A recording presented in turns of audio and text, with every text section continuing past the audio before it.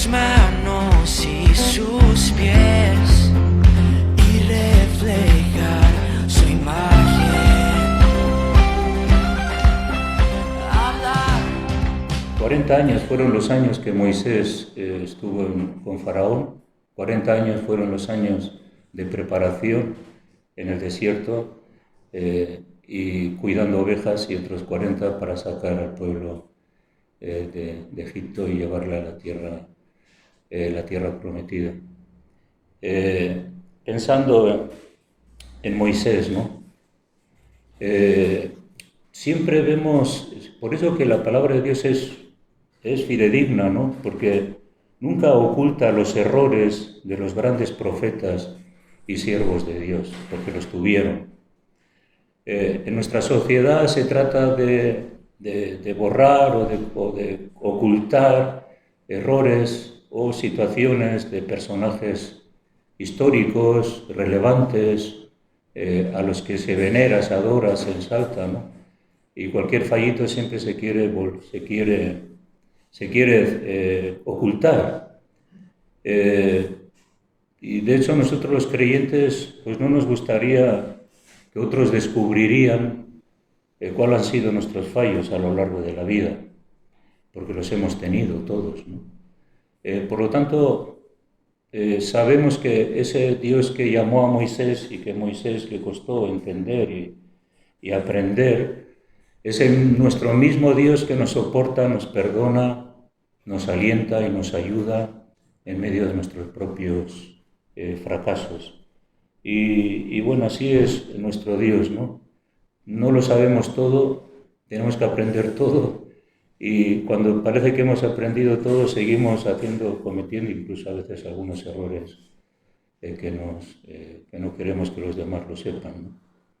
Pero Dios lo sabe, Dios sabe todas las cosas, a Él podemos venir en oración y pedir a Dios su gracia y su misericordia para seguir adelante. Bueno, Éxodo 1 habla de la aflicción de los israelitas en Egipto, y aquí lo que se dice es que el versículo 7, capítulo 1, versículo 7, que los hijos de Israel fructificaron y se multiplicaron, y fueron aumentados y fortalecidos en extremo, y se llenó de ellos la tierra.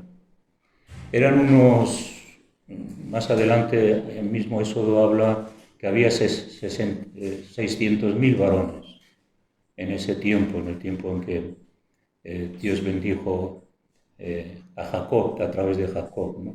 Sabemos que José fue antes, Jacob fue después, y de una familia se llenó la tierra, no la bendición de Dios. Pero 600.000 eran hombres, pero había mujeres, había niños, y también dice el texto que salieron, más adelante dice el texto que salieron, muchos se acercaron al pueblo de Israel y quisieron ser parte del pueblo de Israel, porque posiblemente vieron que Dios estaba con ellos, no endurecieron sus corazones como Faraón, sino que reconocieron que Dios estaba con los hebreos, por lo tanto se adhirieron. Posiblemente habría 2 millones de personas, ¿no?, que salieron de allí. Y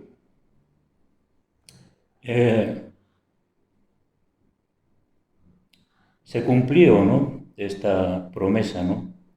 La promesa de que iban a salir de servidumbre de Egipto. En Génesis ya 15:13 profetiza que los israelitas iban a estar esclavizados, ¿no?, 400 años. O sea que eso no les pilló de sorpresa a aquellos que tenían discernimiento espiritual y entendían que realmente iban a pasar por ese proceso de esclavitud y que iban a tratar de oprimirles y de desecharles sobre la tierra, pero sin embargo no lo consiguieron, como sabemos, ¿no?, los juicios de Dios sobre Faraón y Egipto. Versículo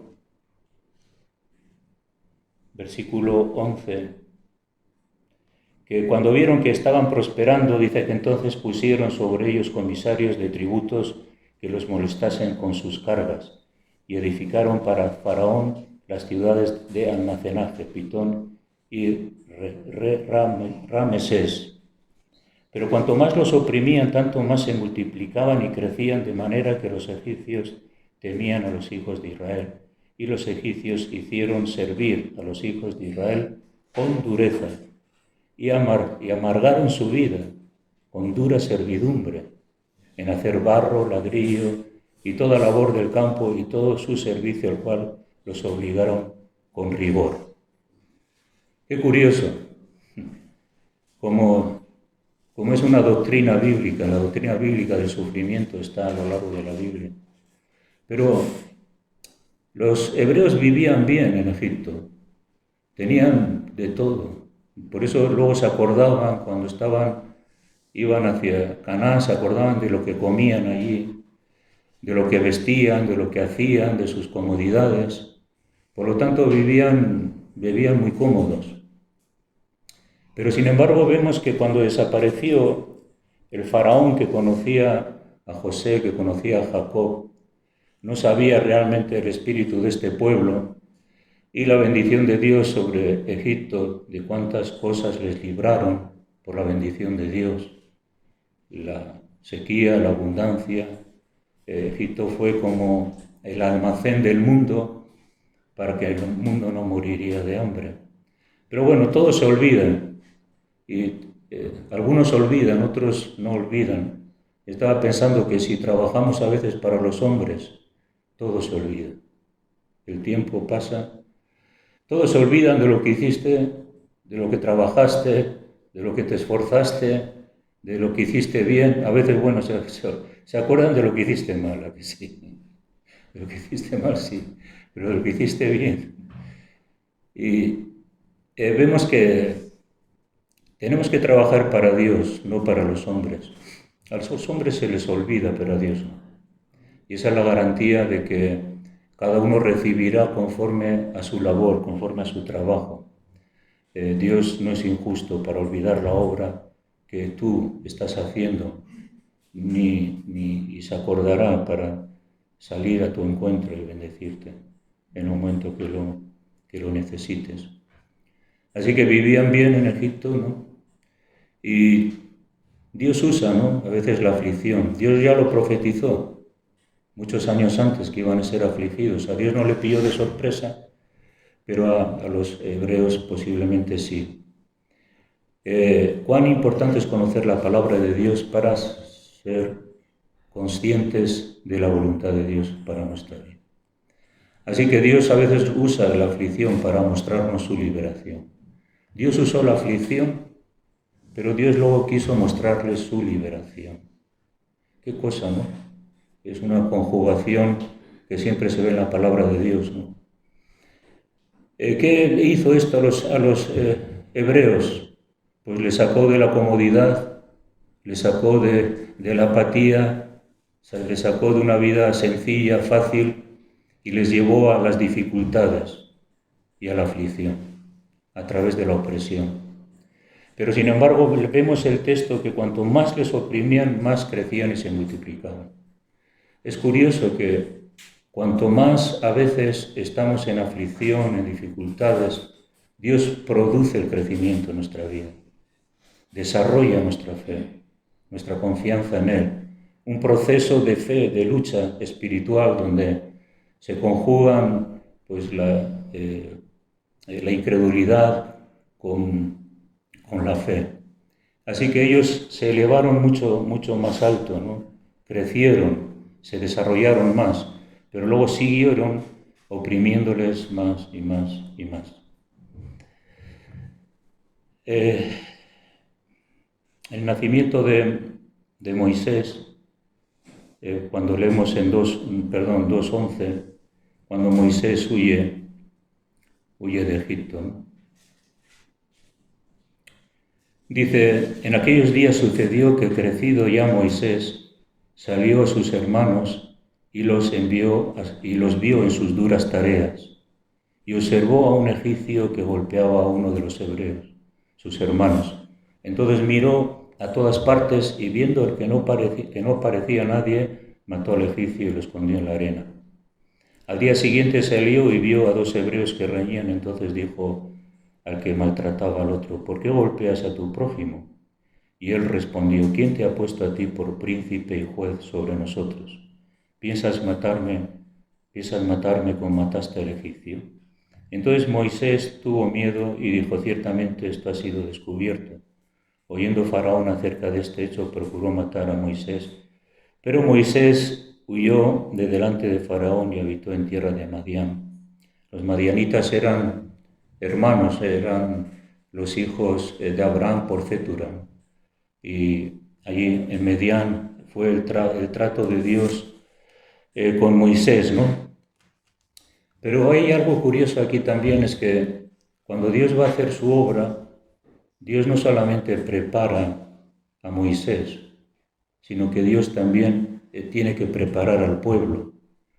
Porque Moisés tenía que ser preparado, pero el pueblo también tenía que entender el plan de liberación, que no estaban dispuestos a hacerlo. Y vemos que se conjugan muchas cosas, ¿no? Dios llamó a Moisés, Moisés sentía ese llamado, como vemos lo hizo mal, no hizo las cosas correctamente, pero sin embargo empezó ese trato de Dios con el pueblo. Cuanto más y más los oprimían, más y más veían esa necesidad, y eso fue lo que hicieron que clamarían a Dios, ¿no? que clamarían y buscarían a Dios. Así que Moisés huyó. En Hebreos 11:24 habla de que Moisés, vamos a leerlo porque es interesante, que esto nos ayuda a nosotros también. Hebreos 11:24 dice: por la fe Moisés, hecho ya grande, rehusó llamarse hijo de la hija de Faraón, escogiendo antes ser maltratado con el pueblo de Dios que gozar de los deleites temporales del pecado, teniendo por mayores riquezas el vituperio de Cristo que los tesoros de los egipcios, porque tenía puesta la mirada en el galardón. El creyente también estamos expuestos a una opresión que puede hacer que a veces tomemos decisiones que, en vez de seguir apartados con el llamado de Dios, con esto, ¿no? Puesta la mirada en el galardón, en el plan y el propósito de Dios, uno puede dejar los caminos y decir: bueno, estoy cansado de luchar, estoy cansado de sacrificarme. Por lo tanto, Moisés lo tenía todo, pero él no dejó esos deleites temporales de los egipcios y las riquezas, y se apoderó de las riquezas de las promesas de Dios y del Evangelio. Nosotros también, cuando somos oprimidos, debemos de pensar que tenemos que elevarnos en nuestra fe y confianza en Dios en medio de las circunstancias que puedan pasar. Esto lo sabe muy bien la iglesia perseguida, aquellos que están encarcelados por la fe de Jesús, aquellos que han sufrido y tienen en su carne las heridas del maltrato, la pérdida de los seres queridos. Ellos sí que saben qué es elevarse por encima de todo eso. Y por lo tanto, es mejor tener el honor de sufrir con Cristo y padecer con el pueblo de Dios que vivir de los deleites temporales del pecado. Porque los deleites temporales del pecado, pues esos son temporales. Así que Moisés se identifica con el pueblo de Dios, pero bueno, no hace bien las cosas. Eso puede ocurrir cuando una persona es inmadura espiritualmente, ¿no? Uno está en el entusiasmo de que siente que Dios le llama, siente que tiene que hacer algo, pero no tiene la sabiduría para ejecutar esa labor, ¿no? Y a todos nos ha pasado que con el entusiasmo podemos hacer cosas que pueden ser indebidas. Necesitamos sabiduría para aplicar el llamado de Dios a nuestra vida. sabiduría cómo movernos y cómo ejecutar las cosas que Dios quiere, ¿no? Se habría consultado a Dios y habría esperado una respuesta, pero no lo hizo. Su ímpetu, su deseo, es lo que nosotros a veces estamos expuestos. Nuestro ímpetu, nuestros deseos, hacen que no busquemos respuesta de Dios. Estamos seguros en nuestras fuerzas, seguros en nuestra fe, seguros en nuestra inspiración, pero luego fracasamos. Muchos fracasos son debidos a nuestros propios impulsos, que no buscamos cosas malas, pero no las hacemos como debemos de hacerlas. Pero luego vemos en el capítulo 4, ¿no?, que el llamado estaba sobre un Moisés fracasado y Dios lo usó, ¿no? Y pues mientras Dios estaba preparando a Moisés, Dios estaba tratando con su pueblo. 40 años estuvo tratando Dios con los hebreos. Y 40 años Dios estuvo tratando con Moisés. Entonces sí que llegó el momento en que escuchó la voz de Dios clara y supo hacer su perfecta voluntad en el tiempo que Dios quería. Y cuando nos sentimos fracasados porque algo hemos hecho mal, hemos seguido detrás de nuestras concupiscencias, seducciones, hemos hecho cosas indebidas, hemos tomado decisiones insanas que no van a ayudar a nuestra vida, pero Dios sigue estando con nosotros. Esto quería decir que Dios está con nosotros en nuestros fracasos y Él está queriendo que nosotros aprendamos. En nuestro fracaso aprendamos cómo hacer las cosas bien para Dios. Y ahí estaba, ¿no?, también Moisés, ¿no? El destierro de Moisés, ¿no?, y todo lo que sufrió allí, la soledad. Menos mal que encontró a la mujer del sacerdote de Madián. Y aquí vemos, no vamos a leerlo todo, ¿no?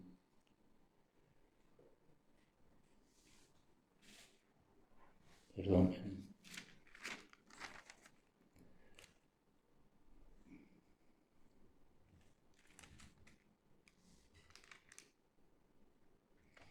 Sí, en 2:16. Dice que estando sentado, después de que estaba huyendo, junto al pozo, 7 hijas que tenía el sacerdote Madián vinieron a sacar agua para llenar las pilas y dar de beber a las ovejas de su padre. Mas los pastores vinieron y las echaron de ahí. Entonces Moisés se levantó y las defendió y dio de beber a sus ovejas. Se ve que Moisés tenía ese carácter, ¿no?, de elección, de justicia, de hacer las cosas bien. Y él, aunque estaba solo, sin embargo, se defendió contra todos los otros pastores que querían quitar el agua a las mujeres que estaban sacando allí agua, ¿no?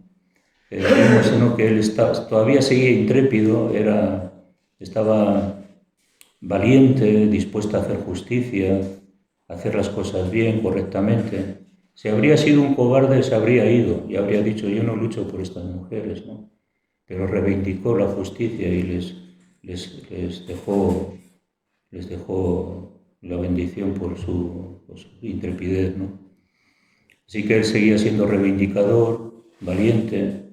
Y también es curioso porque a veces en nuestros fracasos seguimos teniendo el mismo carácter, nuestro carácter no cambia. Significa que lo que a veces Dios ha hecho espiritualmente en nosotros no cambia. Pueden cambiar las circunstancias y podemos seguir siendo los mismos a pesar de que nos sentimos mal o que hemos hecho las cosas mal. Pero Dios quiere que salgamos de ese ámbito, ese círculo cerrado, donde podemos estar moviéndonos y donde no nos deja ser nosotros mismos, y salir y hacer las cosas correctamente, debidamente, ¿no? Por eso que nuestra elección que tomamos, para bien o para mal, va moldeando nuestro carácter a corto o largo plazo.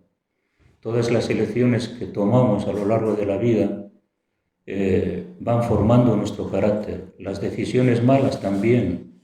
Aprendemos y decimos, qué torpe, ¿no? No voy a caer otra vez aquí. Y las decisiones buenas hacen que afirmemos nuestro carácter en Dios. Así que sabemos que aquí en el versículo 23, cuando Dios dice, versículo 23, capítulo 2, aconteció que después de muchos días murió el rey de Egipto, y los hijos de Israel gemían a causa de la servidumbre, y clamaron, y subió a Dios el clamor de ellos con motivo de su servidumbre. En el versículo 7 del capítulo 3 también dijo luego Yahvé, bien he visto la aflicción de mi pueblo que está en Egipto, y he oído su clamor a causa de sus exactores, pues he conocido sus angustias y he descendido para librarlos de la mano de los egipcios y sacarlos de aquella tierra a una tierra buena y ancha, a tierra que fluye leche y miel, y los lugares del cananeo, del eteo, del amorreo, del fereceo, del heveo y del jebuseo. El clamor, pues, de los hijos de Israel ha venido delante de mí, y también he visto la opresión con que los egipcios los oprimen. ¿Cuándo empezó la liberación del pueblo de Egipto? Porque no querían salir, pero cuando ellos se sintieron afligidos, se sintieron mal, se sintieron que no podían más con sus fuerzas, clamaron a Dios. Esa es la clave. Dios les llevó a un quebrantamiento personal. ¿Cuántas veces Dios te ha llevado a ti a un quebrantamiento personal? ¿A que sí? Allí donde sabes que no dependes más que absolutamente de Dios. Que la mano del hombre no ayuda, que no hay respuesta humana, sino que hay una respuesta divina. Y cuando estamos en esa disposición de quebrantamiento, entonces empieza la salvación y la liberación de Dios para nosotros. Porque mientras no nos demos cuenta cuál es nuestra necesidad, no vamos a clamar. Pero cuando vemos nuestra necesidad, entonces es cuando clamamos a Dios. Y entonces Dios dice que vio la aflicción, se compadeció. Y el plan de él que era llevarlos a la tierra prometida. Esto no lo entendía, una mente normal, como si aquí estamos fenomenal, ¿dónde vamos a estar mejor? Pero siempre los propósitos y planes de Dios son más elevados. Su mano está extendida mucho más alto que nuestros pensamientos y nuestros deseos. Y el fin de todo es que Dios quiere ayudarnos.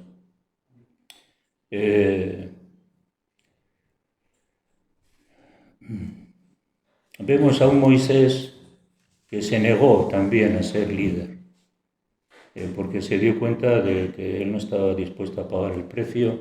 Había varios factores, ¿no? Pero cuando Dios le llama para sacar a su pueblo, cuando el pueblo ya estaba preparado para salir, entonces versículo 11 del capítulo 3 dice, entonces Moisés respondió a Dios, ¿quién soy yo para que vaya a Faraón y saque de Egipto a los hijos de Israel? Moisés le dice, ¿y quién soy yo? Era bravo, el bravucón que mató al egipcio ya no estaba aquí. ¿Y de quién soy yo? Señor, te has equivocado conmigo. Hermanos, cuando Dios nos llama, Dios no se equivoca con nosotros. Dios nos llama a la salvación, Dios nos llama al servicio, Dios nos llama a hacer algo en la obra de Dios, en el reino de Dios. No podemos decir a Dios, ¿quién soy yo? No, Dios te ha llamado. No digas quién soy yo. Si Dios te llama, es el Dios que te sustenta, te cuida, te guía, te dirige. No tenemos que inmiscuirnos, ¿no?, en que quién soy yo. Bueno, Moisés tenía muchos títulos, él podía. Y sin embargo, se sintió que todos esos títulos no le servían para nada. Solamente necesitaba esa gracia de Dios para hacer el trabajo, ¿no? Y Dios le dice, Versículo 12, y él respondió, ve, porque yo estaré contigo, y esto te será por señal que yo te he enviado. Cuando hayas sacado de Egipto al pueblo, servirás a Dios sobre este monte. Entonces le dice, le afirma, yo estaré contigo, ¿no? Y versículo 19 dice, mas yo sé que el rey de Egipto no os dejará ir sino por mano fuerte, pero yo extenderé mi mano y heriré a Egipto con todas mis maravillas que haré en él, entonces os dejará ir. Moisés no lo tenía tan claro, esto, ¿no?, de la opresión. No lo veía que iba a ser así. Pero cuando nosotros vemos las dificultades, cuando nos entregamos a Cristo y vemos las dificultades de la vida cristiana, porque Dios nos muestra también que la vida cristiana no es fácil, que sí va a ser una aventura y que sí a veces tenemos que llorar, reiremos, lloraremos, nos afligiremos. Y entonces nosotros tenemos que decir, sí, Señor, yo quiero la vida cristiana, quiero servirte, quiero, no importa lo que venga, pero le tenemos que creer que todos esos obstáculos, dificultades que están frente a nosotros y que decimos, ¿quién soy yo para vencer?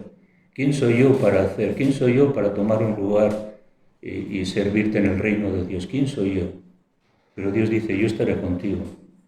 Y esos enemigos o esas barreras que vemos a veces frente a nuestras, son barreras que Dios las va a quitar, que Dios las va a derrumbar y nosotros vamos a seguir hacia adelante, ¿no? Entonces, por un lado vemos la negativa de Moisés, pero luego más adelante aprendió, ¿no? Tuvo un silencio largo Moisés, ¿no? Salió, creía que tenía un llamado, 40 años allí sirviendo entre las ovejas, y Dios viene a su tiempo para volverla a llamar y volverla a decir y recordar que Dios está con él para que siga haciendo su obra. Una de las cosas que le dice Moisés, dice capítulo 4, versículo 10, entonces dijo Moisés a Yahvé, ay Señor, nunca he sido hombre de fácil palabra, ni antes ni después, desde ahora que tú hablas a tu siervo, porque yo soy tardo en palabra y torpe de lengua. Y Yahvé le respondió, ¿quién dio la boca al hombre? ¿O quién hizo al mudo y al sordo, al que ve y al ciego? No soy yo, Yahvé. Ahora pues ve, y yo estaré con tu boca y te enseñaré lo que hayas de hablar. Y él dijo, Señor, envíate ruego por medio del que debes enviar. No me envíes a mí, envía a otro. Estas mismas connotaciones las vemos en muchos de los profetas que Dios llamó. Envía a otro, no me envíes a mí. No quiero entrar en conflictos, problemas, dificultades. Envía a otro. Yo creo que esta excusa no era vana, porque Moisés era de las personas más inteligentes, había aprendido en Egipto, sabía construir, sabía hablar, porque era dirigente allí en la casa del faraón. Vamos, él lo sabía todo, pero dice, Señor, si es que yo no sé nada. A veces escondemos nuestros talentos detrás de una excusa para no servir a Dios. ¿A que sí? Sí que sabemos hablar, sí que sabemos hacer cosas, pero sin embargo decimos, Señor, pero si yo quién soy. Y sin embargo sí que puedes, pero nos escondemos como también lo hizo. Dios se enfadó con Moisés y le dio a Aarón para que Aarón sería su portavoz, ¿no? A veces Dios accede a nuestras peticiones y nos ayuda en nuestras deficiencias o aquellas que pensamos que tenemos. Así que Moisés tenía valor, era un erudito, sabio, tenía fuerza, ¿no?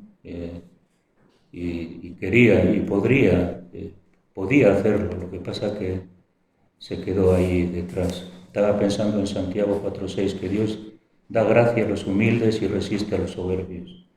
Los humildes nunca presentan sus títulos, sus capacidades, su potencial, sino más bien se mantienen a la retaguardia para esperar que sea Dios el que les dé la gracia y les capacite, porque en sí mismos los títulos, la misma experiencia, la misma sabiduría que podemos obtener, no nos sirven para nada en la vida cristiana.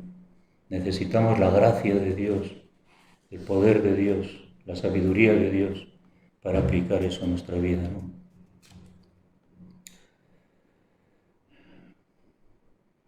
Así que vemos que Moisés tuvo una falta de fe en su llamado, una falta de confianza en el llamado de Dios, que lo haga otro, pero sin embargo Dios suple a nuestras deficiencias y situaciones y nos hace que vayamos hacia adelante. Dios llama a un corazón que está quebrantado, Dios llama a un corazón que quiere ser obediente. Dios no está mirando los títulos, ni está mirando el potencial que uno puede tener intelectualmente o en otro tipo de cosas. Dios llama al corazón. Cuando David fue llamado, dijo que el hombre mira lo que está delante, pero Dios mira el corazón. Aún David era un niñito, pero sabía que ese niño tenía un corazón para Dios. Pero sin embargo, lo que representaban visualmente la fortaleza de los hombres para ser reyes, pues no, a Dios no le servía. Para servir a Dios hace falta un corazón contrito y humillado. Y bueno, hay algo que se ve aquí en la lectura, ¿no? Que Moisés accede, ¿no? Y vuelve a Egipto. Así en ese proceso. Sabéis que Dios le llamó desde la zarza ardiente y allí ya hubo un cambio, y ahí hubo un proceso. Entonces volvió a Egipto y a enfrentarse con Faraón para cumplir con el llamado de Dios a sus vidas, ¿no?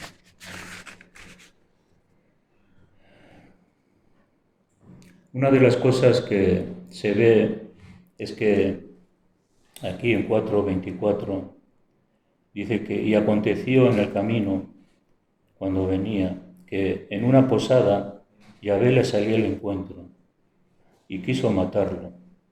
Entonces Séfora tomó un pedernal afilado y cortó el prepucio de su hijo y lo echó a sus pies diciendo: a la verdad tú me eres un esposo de sangre.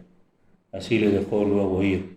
Y ella dijo: esposo de sangre a causa de la circuncisión. La circuncisión era una señal del pacto, lo habían pasado por alto, pero Dios no lo había pasado por alto, ¿no? Entonces Moisés podía enfrentarse a Faraón siempre y cuando en el servicio las cosas están bien entre nosotros y Dios. Por eso Dios trata con nosotros, porque Él quiere que nuestra relación con Él esté bien, que no haya pecado, que no haya aspectos en nuestra vida en la que realmente Dios no va a estar con nosotros. La pelea que tenemos es una pelea que es Dios, el Dios de las victorias, y es Dios quien va a estar con nosotros. Pero si nosotros no estamos haciendo las cosas bien, entonces no podemos seguir en el servicio, porque Dios en algún momento va a salir a nuestro encuentro y nos va a decir: mira, esto, querido hermano, hermana, esto tiene que cambiar, porque si no, tu desarrollo espiritual y tu servicio, yo no voy a estar contigo. Séfora se dio cuenta, ¿no? Y a veces qué bueno que nuestras esposas son útiles para corregirnos y para decirnos, porque uno puede mirar, pero si tienes un cónyuge a tu lado que te pueda decir algo, pues es mejor, ¿no? Y puedes librarte de cosas. Así que bueno, la circuncisión era la responsabilidad del padre en Génesis 17 y 21 habla de la circuncisión y la responsabilidad de los padres de circuncidar a sus hijos como señal del pacto. Isaías dice, purificaos vosotros los que lleváis las vasijas del Señor. Qué importante que el que lleva la palabra, que el que tiene una vida cristiana, qué importante el que lleva esa vasija, esa luz, ese testimonio de la palabra, tiene que estar purificado, tiene que estar limpio. Y esto no es algo que es vacío, liviano, ¿no? Yo sirvo al Señor y estoy de cualquier forma, ¿no? Eso no funciona. Isaías dice, purificaos vosotros los que lleváis las vasijas del Señor. Así que obediencia sin excusa. Y luego Romanos habla de lo que es la circuncisión del corazón. No es la circuncisión, Romanos 2, vamos a leer Romanos 2, 28.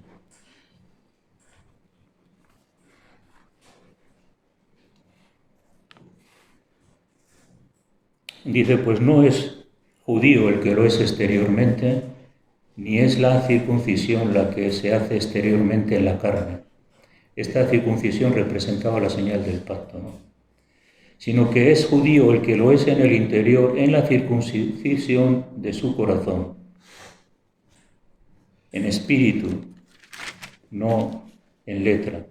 O sea, es el espíritu, no es la letra, es el corazón, no es la carne, la que se tiene que circuncidar. Y se tiene que circuncidar, esto tiene que ver con una vida santa, ¿no? Y es como una señal externa de que uno está bajo el nuevo pacto. El antiguo pacto, la señal era la circuncisión de los varones. En el nuevo pacto, la señal de la circuncisión es la santidad. Y eso hace que nosotros podamos seguir los caminos del Señor, ¿no? Así que Moisés fracasos tuvo, circunstancias en las que tuvo que aprender. Nosotros estamos en la misma escuela, ¿no?, del aprendizaje dentro de lo que Dios nos ha dado, el llamado de Dios sobre nuestra vida, básicamente a la vida cristiana. Y saber que Él nos soporta, que Él nos aguanta, que Él nos perdona, que Él nos alienta para que podamos salir de esas circunstancias y poder seguir adelante. Yo estaba pensando en la zarza ardiendo, ¿no? Tiene que haber en nuestra vida un momento que vemos esa zarza ardiendo en nosotros. Vemos a un Dios que nos dice, este lugar es un lugar santo, quita las sandalias de tus pies porque el lugar que pisas es un lugar santo. Y en esa zarza ardiendo Dios nos llama, Dios nos envía, Dios nos confirma, Dios nos restaura y nos dice que ánimo, hacia adelante. No importa Moisés que 40 años aquí has estado afligido y todo lo que vivió allí también. No importa, hay algo más, esa zarza ardiendo que nos anima, nos alienta, enciende nuestro corazón y nos lleva hacia adelante. Bueno, tengo otro mensaje para seguir, pero solamente decir que el Moisés impetuoso, indeciso, triunfalista, pasó a ser una persona con calma y confianza en Dios. Después de estos hechos, Moisés no volvió a quejarse más.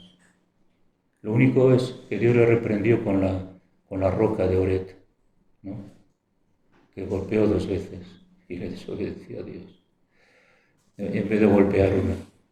Pero no se volvió a quejar más. Hay un proceso en nuestra vida también que tenemos que aprender a no quejarnos más. No nos quejemos, sino más bien seamos de los que aprendemos las lecciones, somos humildes, que nos quebrantamos y aceptamos que dependemos de Él y vamos hacia adelante. Bueno, de Moisés se decía al final que era el hombre más manso de la tierra, que no ha habido ningún hombre más manso. Fijaros qué cambio, ¿no? Bueno, nos gustaría ser como Él, ¿verdad? Déjanos ver